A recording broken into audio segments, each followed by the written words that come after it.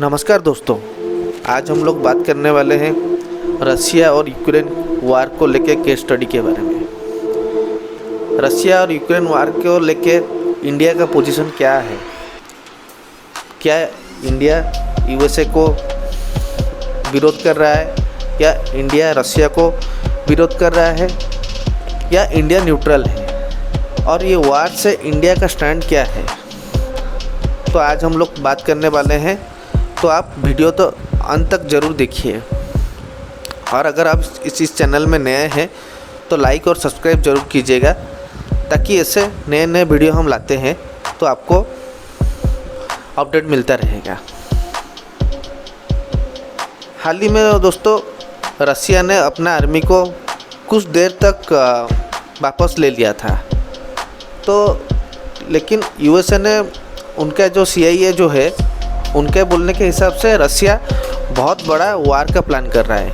वो पीछे आ गए, इसका मतलब ये नहीं जो वार ख़त्म हो गया।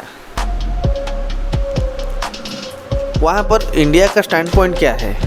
जब यूनाइटेड नेशन का मीटिंग में तो वोटिंग के लिए आए थे, तो इंडिया ना रशिया के अगेंस्ट में दिया वोट, ना यूक्रेन के फॉर पे दिया। इंडिया कुछ नहीं बोला, वो वोट ही नहीं दिया। तो ये एक डिप्लोमेटिकली आप सोच सकते हैं कि रशिया हम लोग का अच्छा दोस्त है। जैसे हम लोग का इंडिया पाकिस्तान का जो वार हुआ था, तब यूएसए ने भी प्लान किया था इंडिया को अटैक करने के लिए। उस टाइम अगर व्लादिमीर पुतिन नहीं होते तो यूएसए भी हम लोग को वार कर दिया होता।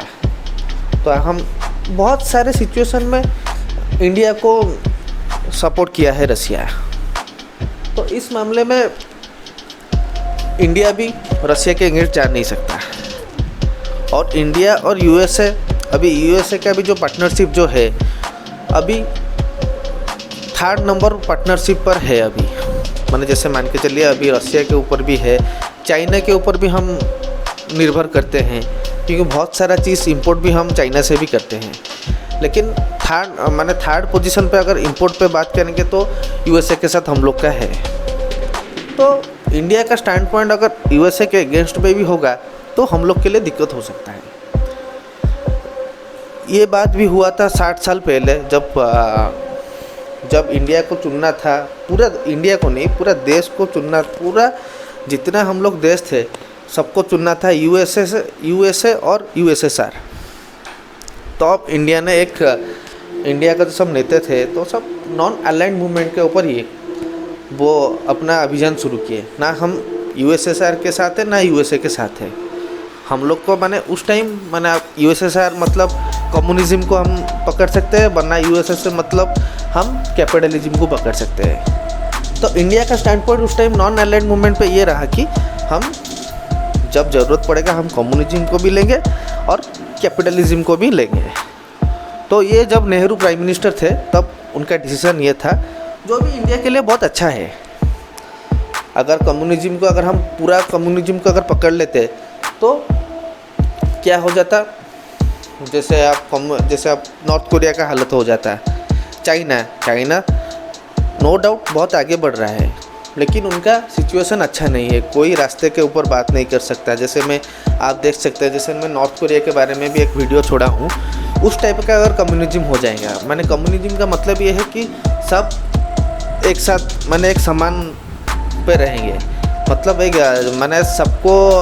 सब जितना धनी है उससे पैसा ले आओ और सब गरीब पे बांट दो। तो भेदभाव भी रहना नहीं चाहिए, ये भी अच्छा है। लेकिन अगर झाड़ू वाला के पास अगर 5 करोड़ होगा तो वो क्या झाड़ू मारेगा? तो क्या होगा ना, तो हम लोग का छोटा मोटा काम करने वाला भी कोई बच्चा नहीं होगा। तो अल्टीमेटली 20 to 30 ईयर के बाद सब लोग, जो गरीब होना था वो गरीब हो जाएंगे, जो धनी होना है वो धनी ही हो जाएंगे। तो ये कम्युनिज्म का एक्सट्रीमिस्ट पॉइंट है।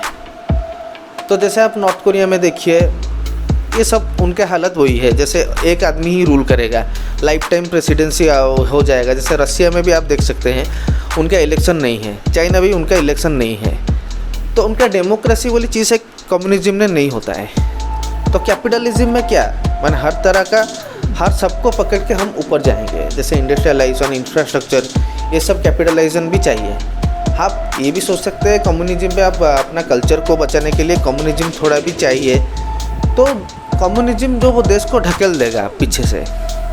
चाइना का जो कम्युनिज्म जो है वो देशभक्ति की तरह, राष्ट्रभक्ति की तरह है, लेकिन हम लोग का यहाँ पर जो कम्युनिज्म जो है वो पूरा देश के अगेंस्ट में चले जाते हैं। तो ये नहीं कह रहा हूँ कम्युनिस्ट में अच्छा नेता भी होते हैं, लेकिन हम लोग को कैपिटलिज्म में ऊपर जाना ठीक है। जो कैपिटलिज्म हम लोग का डेमोक्रेसी को ठीक रखता है। तो इंडिया ने नॉन अलाइंड मूवमेंट के थ्रू ये सब क्लियर किया है। अभी देखिए, अगर नॉन अलाइंड मूवमेंट अगर नहीं होता तो आज का देखिए डिप्लोमेटिक सिचुएशन हम इंडिया का जैसा है, जैसे हम लोग का यूएसए के साथ भी अच्छा है, रशिया के साथ भी अच्छा है, हम लोग का इजराइल के साथ भी अच्छा है, पैलेस्टाइन के साथ अच्छा है, हम लोग का इजराइल के साथ अच्छा है, दुबई के साथ, जो हम लोग का यूएई के साथ, अरब के साथ भी अच्छा है। तो ये नॉन अलाइंड मूवमेंट जो हुआ था उसका तो ये सब हम लोग का डिप्लोमेटिक अच्छा रहा। आप भी मान के चलिए रशिया के साथ अच्छा है, चाइना के साथ अच्छा नहीं है, लेकिन हम लोग का यूएसए के साथ अच्छा है, इसीलिए वो रशिया और चाइना और रशिया के साथ भी अच्छा है। तो चाइना हम लोग के साथ इतना वार छेड़ भी नहीं सकता। तो ये सब होता है।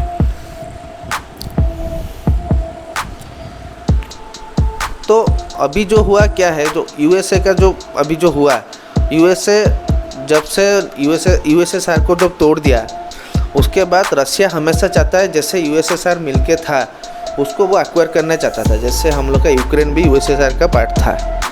तो अभी यूएसए जो है वो रशिया को डोमिनेट करने के लिए वो अपना जो नाटो है तो वो मेंबर बना रहा है। तो अभी जो रशिया का जो लग के जो है यूक्रेन, तो अगर नाटो का वो यूक्रेन मेंबर बन जाता है तो अमेरिका डिफेंस भी आके वहाँ पर डोमिनेट कर सकते हैं। तो ये रशिया नहीं चाहता है। तो अगर नाटो में अगर मेंबर होने से अगर यूक्रेन को नहीं रोकता है तो अमेरिका का डोमिनेंस बढ़ जाएगा। तो इसलिए उसके बाद यूक्रेन नाटो के साथ मिलने के लिए वो डिसीज़न लिया। उसके बाद अगर जब रशिया ने वार किया तो अमेरिका ये सब जो देश है सब साइड हो गए। तो अभी आप ये बोल सकते हैं तो यूक्रेन फंस गया है, यूएसए का जो डिप्लोमेसी में फंस गया। तो अभी ये जो वार का मेन रीज़न है वो यूएसए आप बोल सकते हैं। तो अभी हम लोग का इंडिया का क्या फ़ायदा है? अभी ये जो है, अभी अमेरिका ने रशिया को बॉयकॉट कर दिया। उसके तो अब बॉयकॉट करना मतलब ये नहीं कि रशिया का 70% डोमिनेंस ऑयल एंड गैस का है, तो बॉयकॉट करने से भी रशिया का इतना भी कुछ प्रभाव नहीं पड़ेगा। लेकिन रशिया भी किसी को तो भेजेगा ना। तो उस टाइम अभी ये वार के थ्रू वो अपना जो मित्र है भारत को वो अपना तेल सस्ता में भेज रहा है। यहाँ पर इंडिया भी फ़ायदा हुआ। तो वहाँ पर अगर सस्ता में भेजा तेल, उसके बाद हम जब ईरान में जब तेल ले रहे थे, ईरान भी बोला ये सस्ता में दे रहा है तो मैं भी सस्ता में दूंगा। तो इंडिया का फ़ायदा ही फ़ायदा है। तो दोस्तों, आप लोग का क्या राय है? आप लोग क्या सोचते हैं? ये जो रशिया और यूक्रेन वार में इंडिया को क्या फ़ायदा होगा या नुकसान होगा? तो आपका राय ये आप कमेंट बॉक्स में ज़रूर शेयर कीजिए। तो आप ज़रूर इस चैनल को सब्सक्राइब कीजिए ताकि मैं ऐसा नया वीडियो भी ला सकूं। धन्यवाद।